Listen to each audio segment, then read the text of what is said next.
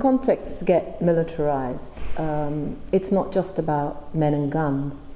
The entire cultural and ideological fabric of a society, it becomes distorted in the service of preparing for war or carrying out war. And the economy gets changed. So the things that women do to survive, they'll continue doing them, but under very, very different conditions.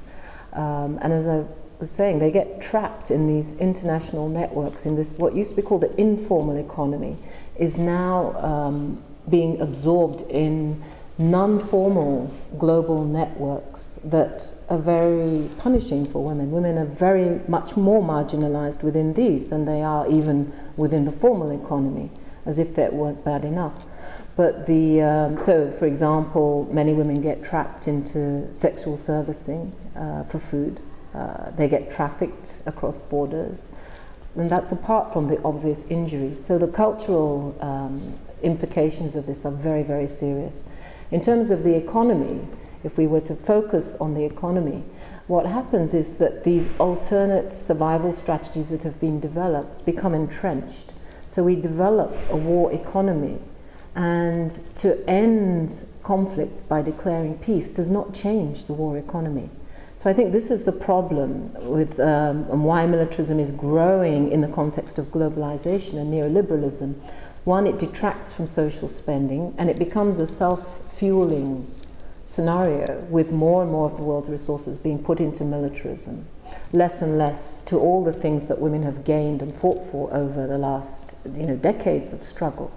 So all those cuts are just taking away all the gains we've won. And worst of all, today's wars are involving women.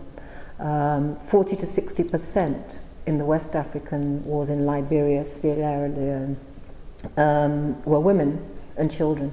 And then the casualties are women and children and men in civilian areas, because if in the last century, in which over 200 million people were killed in First and Second World Wars, the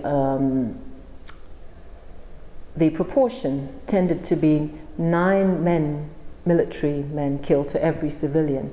That's now reversed. So 90% of casualties are civilian in today's wars. So the meaning of war is much more pervasive, diffuse, and much more beyond the realm of the state. We have all these private security corporations operating in every war zone, along with the economic interests. So during the wars, business goes on as usual. That is your stateless, virtually stateless society, and we have several. So this is the way people get entrapped in global geopolitics, orchestrated at very distant places. And you can look at the way it builds up. In the case of Iran, this continuous demonization of Iran and Iranians in the American press, and this continuous threat that you're going to be bombed because you're allegedly, like Iraq, we don't know how seriously to take the accusation.